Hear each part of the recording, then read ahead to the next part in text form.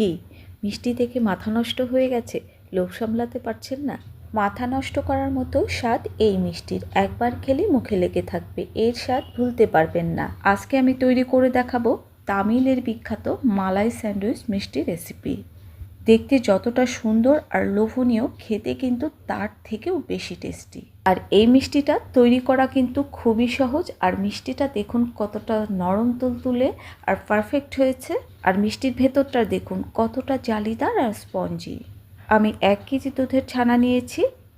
ছানাটা আমার নিজের তৈরি। আমার ছানার ভিডিও আমি দেখাচ্ছি না, কারণ ভিডিওটা অনেক বেশি বড় হয়ে যায়। রসগোল্লার ছানা যেভাবে কাটা হয়, এই ছানাটা ঠিক সেভাবেই কাটা হয়। আমার চ্যানেলে রসগোল্লার ভিডিও আছে, সেই ভিডিও থেকে আপনারা ছানার রেসিপিটা দেখে নিতে পারেন।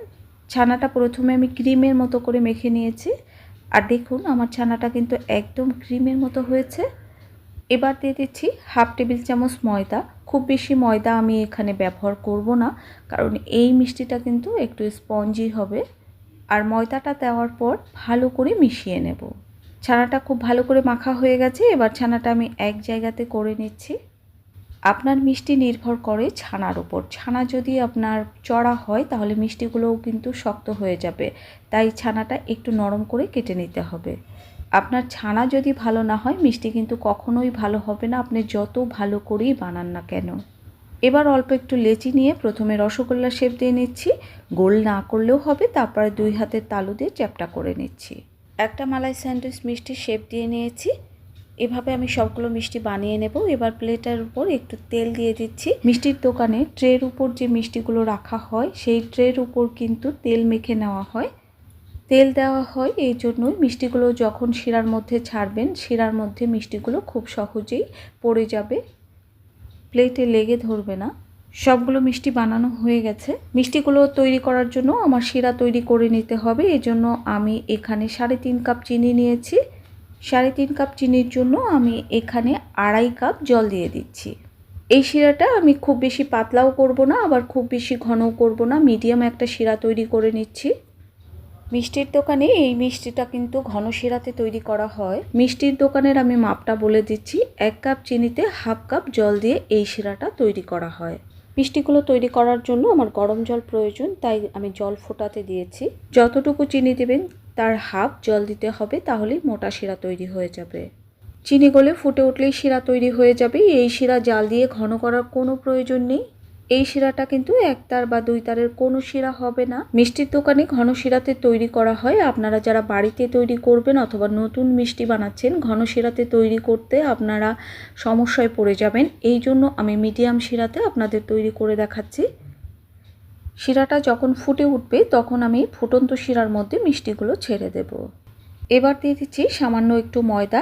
এই ময়দা দেওয়ার ফলে মিষ্টির উপরে কিন্তু ফেনাতে ঢেকে যাবে। মিষ্টি ফেনাতে যখন ঢেকে যাবে, মিষ্টি কিন্তু 2 পাশ থেকে কুক হবে, এতে মিষ্টি ভেঙে যাওয়ার সম্ভাবনা একেবারেই থাকবে না।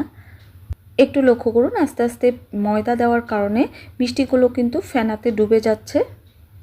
মিষ্টির শিরা যখন ঘন হয়ে যাবে তখন জল খাওয়াতে হবে, এজন্য আমি জল ফুটাতে দিয়েছি। আর এখানে কিন্তু ফুটন্ত গরম জলটাই মিষ্টির মধ্যে খাওয়াতে হবে, ঠান্ডা জল কিন্তু খাওয়ানো যাবে না।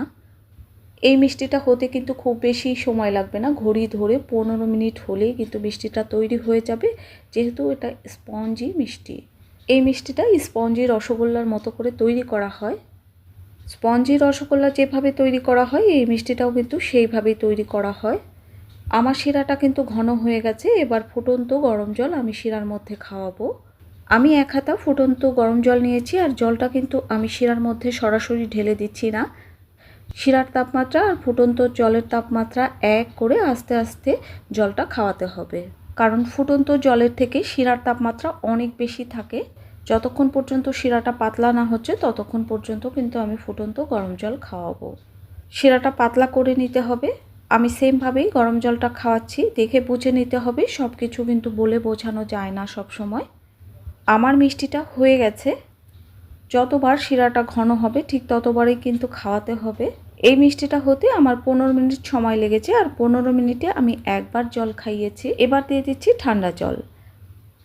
যখন দেখবেন মিষ্টিটা শিরার নিচে ডুবে গেছে তখন জল দেওয়া বন্ধ করে দেবেন। শিরাটা যখন ঠান্ডা হয়ে গেছে তখন মিষ্টিগুলো আমি শিরা থেকে তুলে এভাবে কেটে নেব। এভাবে আমি সবগুলো মিষ্টি কেটে নেব। আর মিষ্টিগুলো কাটার পর প্রত্যেকটা মিষ্টি কিন্তু সেট করে রেখে দিতে হবে, মানে দুটো পার্ট একসাথে রেখে দিতে হবে। আর যদি আলাদা করে রেখে দেন তখন পুর ভরার সময় কিন্তু মালাই স্যান্ডউইচগুলো সেট করতে পারবেন না। আর দেখুন আমার মিষ্টিগুলো কতটা রসালো, স্পঞ্জি আর জালিদার হয়েছে। মালাই তৈরি করার জন্য আমি এখানে 700 গ্রামের মতো দুধ নিয়েছি। আর আমার কাছে মাওয়া করা ছিল, তাই মাওয়াটা আমি দিয়ে দিচ্ছি।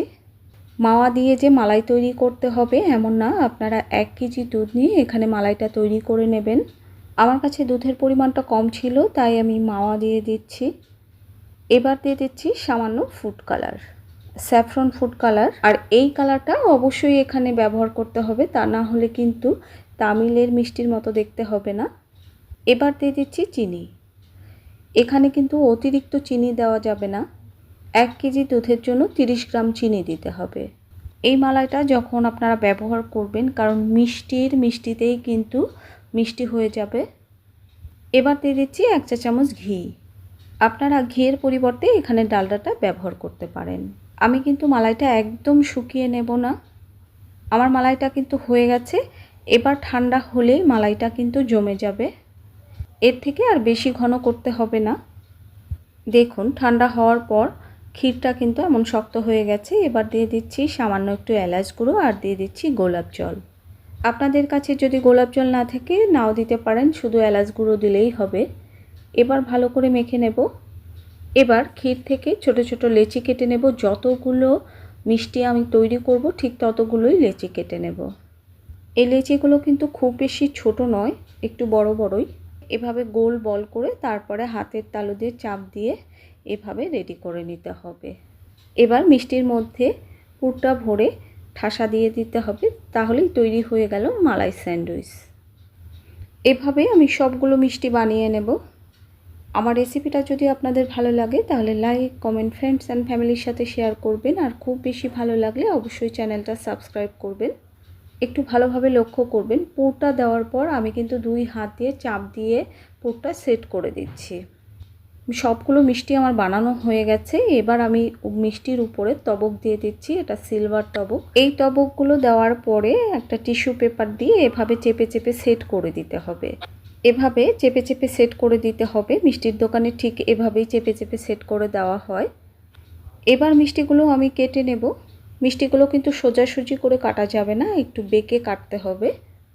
একটু দেখে বুঝে নিতে হবে, সব কিছু কিন্তু বলে বোঝানো যাবে না। আর দেখুন আমার মালাই স্যান্ডউইচ মিষ্টি তৈরি হয়ে গেছে।